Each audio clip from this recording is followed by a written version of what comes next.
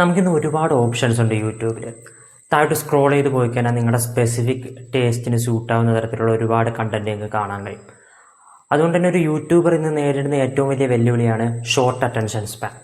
ഓരോ സെക്കൻഡിലും ഓരോ നിമിഷവും സ്റ്റിമുലേറ്റിംഗ് ആയുള്ള വിഷ്വൽസ് കൊടുത്തുകൊണ്ടേയിരിക്കണം. ഇല്ലെങ്കിൽ ആളുകൾ അടുത്തയിലേക്ക് ക്ലിക്ക് ചെയ്യും. ഇതാരുടെയും പ്രശ്നമല്ല. കാരണം ഒരുപാട് ഓപ്ഷൻസ് ഉള്ളതുകൊണ്ട് നമ്മളിപ്പം കാണുന്ന കണ്ടന്റ് ഇൻട്രസ്റ്റിംഗ് അല്ലാന്ന് ചെറിയൊരു സാധനം വന്നാൽ തന്നെ കുറച്ചുകൂടി ഇൻട്രസ്റ്റിംഗ് ആവാൻ സാധ്യതയുള്ള അടുത്ത സാധനത്തിലേക്ക് പോകാൻ നമുക്ക് തോന്നും, സ്വാഭാവികമാണ്. പക്ഷേ ഈ ഷോർട്ട് അറ്റൻഷൻ സ്പാനെ തൻ്റെ വിൽ പവർ കൊണ്ട് റിട്ടൻഷൻ ഫാമിംഗ് കൊണ്ട് ബീറ്റ് ചെയ്തിട്ട് ലോകത്തിലെ ഏറ്റവും വലിയ ക്രിയേറ്റർ ആയിട്ടുള്ളൊരു യൂട്യൂബറുണ്ട്, Jimmy Stephen Donaldson, also known as mister beast. Game കളിക്കാനും യൂട്യൂബ് കാണാനും മാത്രം അറിയാമായിരുന്ന ഒരു ചെറുപ്പക്കാരൻ ലോകത്തിലെ ഏറ്റവും വലിയ ക്രിയേറ്ററായി സ്ട്രീമിംഗ് സർവീസുകളെയും ട്രഡീഷണൽ മീഡിയയൊക്കെ വെള്ളം കുടിപ്പിച്ച കഥ, അറ്റൻഷൻ കിട്ടാൻ വേണ്ടി അവൻ ചെയ്ത ബാഡ്ഷിറ്റ് ക്രേസി വീഡിയോകളുടെ കഥ, അറ്റൻഷൻ കിട്ടിയതിന് ശേഷം ചെയ്ത ബാഡ്ഷിറ്റ് ക്രേസി വീഡിയോകളുടെ കഥ, ലോകം കീഴടക്കാൻ വേണ്ടി നടത്തിയ യാത്രയിൽ സ്വന്തം ആത്മാവിനെ നഷ്ടപ്പെടുത്തിയ കഥ. അത് വല്ലാത്തൊരു കഥയാണ്. ഗെയിമിംഗ് വീഡിയോകളിലൂടെയാണ് ജിമ്മി തൻ്റെ കരിയർ തുടങ്ങുന്നത്. അന്നത്തെ യൂട്യൂബിൽ നിന്ന് സക്സസ്ഫുള്ളായി വന്നിട്ടുള്ള ഒരുവിധം എല്ലാവരും ഗെയിമിങ്ങിൽ നിന്ന് തുടങ്ങിയവരാണ്. നോക്കിക്കഴിഞ്ഞാൽ PewDiePie ഉണ്ട് പ്രധാനമായിട്ട്, പിന്നെ ജാക്സെപ്റ്റിക്കൈ, പെൻഗിൻ C0, മാർക്കിപ്ലെയർ ഇപ്പോൾ സിനിമയൊക്കെ ചെയ്തു. Charlie's doing Charlie things, social commentary, അങ്ങനെ പലരും പല ടൈപ്പ് PewDiePie വ്ളോഗ്സ് ചെയ്യുന്നുണ്ട്. പലരും പലതാണ് ഇപ്പം ചെയ്യുന്നത്. പക്ഷെ എല്ലാവരും തുടങ്ങിയത് ആ ഗെയിമിങ്ങിൽ നിന്നാണ്. അതങ്ങനെ ഒരു കാലമാണ്. ഗെയിമിംഗ് ആയിരുന്നു യൂട്യൂബ് എന്ന് പറഞ്ഞാൽ. വേറെ കണ്ടന്റുകളുണ്ട്, പ്രാങ്കുകളും അങ്ങനത്തെ കാര്യങ്ങളൊക്കെ ഉണ്ട്. പക്ഷെ ഗെയിമിംഗ് ആയിരുന്നു യൂട്യൂബിൻ്റെ മെയിൻ സാധനം. ആ ആദ്യകാല ജിമ്മി വീഡിയോകൾ നോക്കിക്കഴിഞ്ഞാൽ മനസ്സിലാവുന്ന ഒരു കാര്യം വെച്ച് കഴിഞ്ഞാൽ he was obsessed with 2 things. 1 പണം, 2 PewDiePie, യൂട്യൂബിൻ്റെ അന്നത്തെ രാജാവ്. അതിനുശേഷം കുറച്ചാളതിനപ്പോൾ കുറച്ച് എഡ്യൂക്കേഷണൽ വീഡിയോസ് അങ്ങനെ എന്തൊക്കെയോ ചെയ്തു. ഈ ഒരു ഒബ്സഷൻ നമുക്ക് കാണാൻ കഴിയും. ലോകത്തിലെ ഏറ്റവും വലിയ ക്രിയേറ്റർ ആവണം, യൂട്യൂബിൽ സക്സസ്ഫുൾ ആവണം, യൂട്യൂബിന് പുറത്തൊരു ലൈഫില്ല ജിമ്മിക്ക്. അത് ആദ്യകാല വീഡിയോയിൽ ജിമ്മിയുടെ ഫ്രണ്ട്സൊക്കെ പറയുന്നുണ്ട്. ഇതിനിടയ്ക്കാണ് ജിമ്മി ഒരു 2 തരത്തിലുള്ള കണ്ടന്റുകൾ ചെയ്യാൻ തുടങ്ങി. ഒന്ന്, സ്വയം ടോർച്ചർ ചെയ്യുക. ഈ 1,00,000 വരെ എണ്ണുക, ഒരേ വീഡിയോ തന്നെ ലൂപ്പിൽ 10 മണിക്കൂറൊക്കെ ഇരുന്ന് കാണുക, അങ്ങനെ സ്വയം ടോർച്ചർ ചെയ്യുന്ന വീഡിയോകൾ ചെയ്യാൻ തുടങ്ങി. അതുപോലെ തന്നെ പണം കൊടുക്കുന്ന ടൈപ്പ് കണ്ടന്റുകൾ ചെയ്യാൻ തുടങ്ങി. സ്വന്തം അമ്മയ്ക്ക് $1000 ചെക്ക് കൊടുക്കുന്നൊരു വീഡിയോയിൽ പറയുന്നുണ്ട്, ഞാൻ വ്യൂസിന് വേണ്ടിയാണ് ഇത് ചെയ്യുന്നതെന്ന്. അതിനുശേഷം ഒരു തെരുവിൽ ജീവിക്കുന്ന ഒരാൾക്ക് $10,000 കൊടുക്കുന്നൊരു വീഡിയോ ആണ് വലിയൊരു ബ്രേക്ക് ത്രൂ കൊടുക്കുന്നത്. പിന്നീട് കുറച്ചാളും കൂടി കഴിഞ്ഞപ്പോൾ ഈ 2 സാധനങ്ങളും ജിമ്മി ഒന്നിപ്പിക്കാൻ തുടങ്ങി.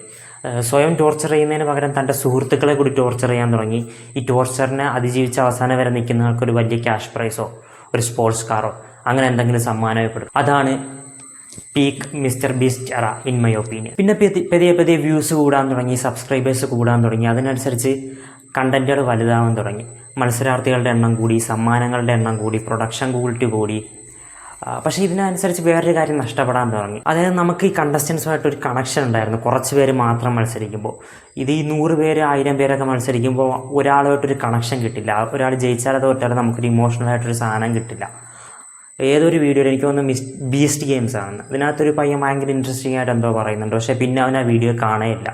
ഇപ്പം 1-2 ആളുകളെ വെച്ച് ചെയ്യുന്ന വീഡിയോകളാണെങ്കിൽ അവരെ സൈക്കോളജിക്കലി ടോർച്ചർ ചെയ്ത് അതിൽ നിന്ന് എൻ്റർടൈൻമെൻറ്റ് ഉണ്ടാക്കുന്ന ടൈപ്പ് വീഡിയോസും. Okay, this is entertaining. ആ ഒരു യൂട്യൂബിൻ്റെ ഏറ്റവും ഐഡിയൽ ആയിട്ടുള്ള ഒപ്റ്റിമൈസ്ഡ് ആയിട്ടുള്ള ഫോമാറ്റ് ജിമ്മി കണ്ടെത്തി. ഇപ്പോൾ ടൈറ്റിലും തംബ്നെയിലും നോക്കിക്കഴിഞ്ഞാൽ, തംബ്നെയിലിനെ പറ്റി ഞാൻ ഇടയ്ക്കൊരു ആർട്ടിക്കിൾ വായിച്ചു. തംബ്നെയിലിൽ ജിമ്മിയുടെ വാ തുറന്നിരിക്കണോ അടഞ്ഞിരിക്കണോ എന്ന് മണിക്കൂറുകളോളം അവരുടെ കമ്പനിയിൽ ഡിസ്കസ് ചെയ്തിട്ടുണ്ടെന്ന്. അത്രയ്ക്ക് ഒപ്റ്റിമൈസ്ഡ് ആയിട്ടുള്ളൊരു സിസ്റ്റത്തിലാണ് പോകുന്നത്. ടൈറ്റിലും തംബ്നെയിലും അങ്ങനെ ഒരു ടീം തീരുമാനിക്കുന്നു. അതിനുശേഷം വരുന്ന ഇൻട്രോ ആണെങ്കിലും ഭയങ്കര ഹൂക്കിംഗ് ആയിരിക്കും. വീഡിയോയുടെ മെയിൻ പാർട്സൊക്കെ ഒരു ആദ്യമേ പറയും. ഭയങ്കര ബ്രൈറ്റ് ആയിട്ടുള്ള കളേഴ്സും അങ്ങനത്തെ ഒരു സൗണ്ടൊക്കെ ആയിട്ട് നമ്മുടെ അറ്റൻഷൻ ഡ്രോപ്പ് ആവില്ല. അങ്ങനെ ചടപടാ കട്ടുകൾ വന്നുകൊണ്ടേയിരിക്കും. സ്റ്റിമുലേറ്റിംഗ് ആയിട്ടുള്ള വിഷ്വൽസ് നമുക്ക് തന്നുകൊണ്ടേയിരിക്കും. നമ്മൾ ഈ ചാനലിൽ തർക്കോസ്കിയുടെ വീഡിയോ ചെയ്തിട്ടുണ്ട്. തർക്കോസ്കി എന്ന് പറഞ്ഞു കഴിഞ്ഞാൽ ലോങ് ഷോട്ടുകളും നമ്മൾ കഷ്ടപ്പെട്ട് കാണണം. അതിൻ്റെ നേരെ തിരിച്ചുള്ള ഒരു ആൻറ്റി തർക്കോസ്കിയാണ് മിസ്റ്റർ ബീസ്റ്റ്. പക്ഷേ ഇതിനൊപ്പം ഒരുപാട് ചോദ്യങ്ങളും വരുന്നുണ്ട്. ഒന്ന്, ഈ എൻ്റർടൈൻമെൻറ്റിന് വേണ്ടി ആളുകളെ സൈക്കോളജിക്കലി ടോർച്ചർ ചെയ്യുന്നു, അതിൻ്റെ ശരിതെറ്റുകൾ, അങ്ങനത്തെ കാര്യങ്ങൾ. പിന്നെ ക്രിസ് ടൈസണുമായി ബന്ധപ്പെട്ട് വന്ന sexual allegations. Chris Tyson mister ബീസ്റ്റിൻ്റെ ഏറ്റവും കോർ മെമ്പറാണ്. മിസ്റ്റർ ബീസ്റ്റ് ചാനലിൻ്റെ 1ാമത്തെ സബ്സ്ക്രൈബറാണ്. ഇപ്പോൾ പുറത്താക്കി. പക്ഷേ ഇത്ര സീരിയസ് ആയിട്ടുള്ള അലിഗേഷൻസാണ് വന്നിട്ടുള്ളത്. വാട്ടെവർ.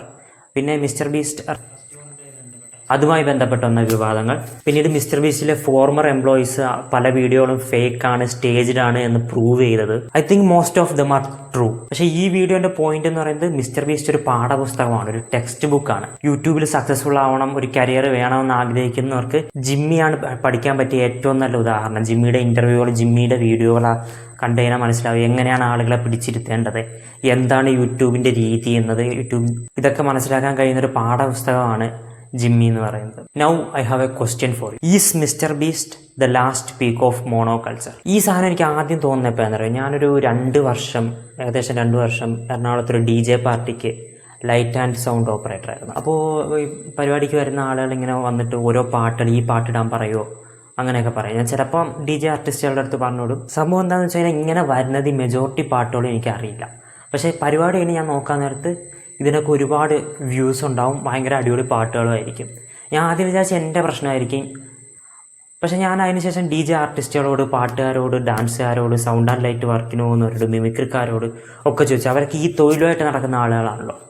പക്ഷെ അവർക്കും ഈ മിക്കവാറുള്ള പാട്ടുകളൊന്നും അറിയില്ല. അപ്പോൾ ഞാനതങ്ങനെ ആലോചിച്ചു, ഈ മോണോ കൾച്ചർ എന്ന് പറയുന്ന സാധനം മരിച്ചു. അതായത് പണ്ടായിരുന്നെങ്കിൽ ഒരു ഗണ്ണ സ്റ്റൈൽ ഇറങ്ങും, അതെല്ലാവരും പാടും. അല്ലെങ്കിൽ അതിനു മുമ്പാണെങ്കിൽ നമ്മുടെ മൈക്കൽ ജാക്സൻ്റെ ഒക്കെ വീഡിയോ കാസറ്റുകൾ സ്മഗിൾ ചെയ്ത് ഭീമാപ്പള്ളി അവിടെയൊക്കെ വന്ന സാധനങ്ങളാണ് നമുക്ക് മുമ്പുണ്ടായിരുന്ന തലമുറ വാങ്ങി കണ്ട് മൈക്കൽ ജാക്സന്റെ ആരാധകരായിട്ടുള്ളത്. അങ്ങനത്തെ ഒരു മോണോ കൾച്ചർ തീർന്നു എന്നുള്ള ചോദ്യമാണ്. അതായത് ഇപ്പോൾ നമുക്ക് ഓരോരുത്തർക്കും സ്പെസിഫിക് ടേസ്റ്റിനനുസരിച്ചുള്ള ക്രിയേറ്റേഴ്സ് ഉണ്ട്, അവരെ ഫോളോ ചെയ്താൽ മതി. പണ്ടത്തെ പോലെ ഒരു മൈക്കൽ ജാക്സനോ ഒരു ബ്രൂസ്ലിയോ ഒന്നുമല്ല. എല്ലാ ജേണലിലും ഇഷ്ടംപോലെ ക്രിയേറ്റേഴ്സ് ഉണ്ട്. ഇപ്പം മലയാളത്തിൽ തന്നെ ഒരുപാട് ചാനലുകൾ ചിലപ്പോൾ കാണുമ്പോൾ മില്യൺ വ്യൂസുള്ള ചാനലുകൾ ഇതുവരെ ഇതിനെപ്പറ്റി കണ്ടിട്ടില്ലോ കേട്ടിട്ടില്ലോ എന്ന് തോന്നിപ്പോകാറുണ്ട്. ഇതിങ്ങനെ ഒരു നീഷ് കൾച്ചർ, ഓരോരുത്തർക്കും ഇഷ്ടപ്പെട്ട ഒരു നീഷിലേക്ക് ഓരോരുത്തർ ഫോളോ ചെയ്യുന്നൊരു നീഷ് കൾച്ചറിന്റെ കാലമാണ് ഇനി വരാൻ പോകുന്നത്. പോപ്പ് കൾച്ചർ മരിച്ചോ? പോപ്പുലർ കൾച്ചർ മരിച്ചോ? പോപ്പുലർ കൾച്ചർ എന്ന് പറഞ്ഞാൽ അതായത് എല്ലാവർക്കും അപ്പീൽ ചെയ്യുന്ന കണ്ടന്റ് എന്ന് പറഞ്ഞാൽ ഇതിന് ജനറിക് ബ്രെയിൻ റോട്ട് കണ്ടന്റ് ആണ്. അത് മാസ്റ്റർ ചെയ്തിട്ടുള്ള ആളാണ് മിസ്റ്റർ ബീസ്റ്റ്. മിസ്റ്റർ ബീസ്റ്റ് ആണോ ബ്രെയിൻ റോട്ടാണോ ആദ്യം ഉണ്ടായതെന്നൊക്കെ ചോദിക്കുന്നത്, കോഴിയാണോ കോഴിമുട്ടയാണോ ആദ്യം ഉണ്ടായതെന്നൊക്കെ ചോദിക്കുന്ന ഒരു ചോദ്യമാണ്. ഇവർ രണ്ടുപേരും ഏകദേശം ഒരേ സമയത്ത് ഇവോൾവ് ചെയ്തു വന്നു എന്ന് വേണം കരുതാൻ. ഓക്കെ, അപ്പോൾ ഇപ്പോഴും ഗ്ലോബൽ ഐക്കൺസ് ഇല്ലേ? ഇപ്പോൾ സ്പോർട്സിൽ നിന്ന് എന്തായാലും ഉണ്ട്, മെസ്സിയും ക്രിസ്ത്യാനോയൊക്കെ ഉണ്ട്, ചെസ്സിൽ നിന്നുണ്ട് കാൾസൺ, അതുപോലെ സിനിമയിൽ നിന്ന് ക്രിസ്റ്റഫർ നോളനും ഡിക്കാപ്രിയോ, അങ്ങനെ ഗ്ലോബൽ ഐക്കൺസ് ഒരുപാടുണ്ട്. പക്ഷെ ഞാൻ മിസ്റ്റർ ബീസ്റ്റ് എന്ന് കൊണ്ട് ഉദ്ദേശിച്ചത് ഒരു വ്യക്തിനെ, ഒരു ചാനലിനെ അല്ല, ആ ഐഡിയനെയാണ്. എത്രയും പെട്ടെന്ന് ഓഡിയൻസിനെ ഹൂക്ക് ചെയ്യുക, ക്ലിക്ക് ബെയ്റ്റ് ആയിട്ടുള്ള തംബ്നെയിൽ ടൈറ്റിൽ കൊടുക്കുക, റിട്ടൻഷൻ ഡ്രോപ്പ് ചെയ്യാത്ത രീതിയിൽ അറ്റൻഷൻ പിടിച്ചു നിർത്തുക, ആ ഒരു സ്റ്റൈലിനെയാണ് ഞാൻ മിസ്റ്റർ ബീസ്റ്റ് എന്നതുകൊണ്ട് ഉദ്ദേശിച്ചത്. ജനറിക് ആയിട്ടുള്ള എല്ലാവർക്കും അപ്പീൽ ചെയ്യുന്ന ബ്രെയിൻ റോഡ് കണ്ടന്റ്. ഇതാണോ last peak of monoculture, last peak of pop culture? ഈ സാധനം മടുത്തു കഴിഞ്ഞാൽ എല്ലാവരും നീഷ് കൾച്ചറിലേക്ക് പോവോ? പോപ്പുലർ കൾച്ചർ എന്ന് പറയുന്ന സാധനം ഇല്ലാതാവോ? അതാണ് എൻ്റെ ചോദ്യം. നമ്മൾ മനസ്സിലാക്കേണ്ട വേറൊരു കാര്യം എന്താണെന്ന് വെച്ച് കഴിഞ്ഞാൽ, എല്ലാ കാലത്തും ഈ മോണോ കൾച്ചർ ഉണ്ടായിരുന്നില്ല. ഈ ടെലിവിഷനും സിനിമയൊക്കെ വ്യാപകമായൊരു 60-70 വർഷം, ആ ഒരു സമയം മാത്രമാണ് ലോകത്ത് മോണോ കൾച്ചർ നിലനിന്നിട്ടുള്ളത്.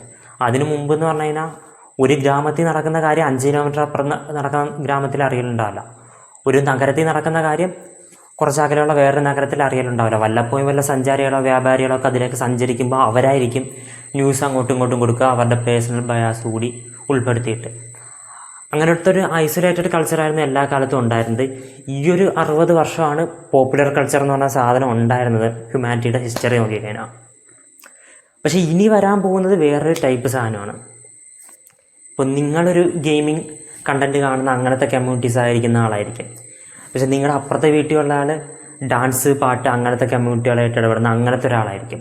അതിൻ്റെ അപ്പുറത്തുള്ള ഒരാൾ ചിലപ്പോൾ ഹേറ്റിംഗ് എ കമ്മ്യൂണിറ്റിയുടെ ഭാഗമായിരിക്കും, അല്ലെങ്കിൽ ഹേറ്റിംഗ് എ ജെൻഡർ കമ്മ്യൂണിറ്റിയുടെ ഭാഗമായിരിക്കും. അങ്ങനത്തെ ഒരു നാട് മുഴുവൻ ഒരു കൾച്ചർ എന്നത് മാറിയിട്ട് വേറൊരു ടൈപ്പ് ഓഫ് നീഷ് കൾച്ചറായിരിക്കും ഇനി വരാൻ പോകുന്നത് എന്നാണ് എനിക്ക് തോന്നുന്നത്.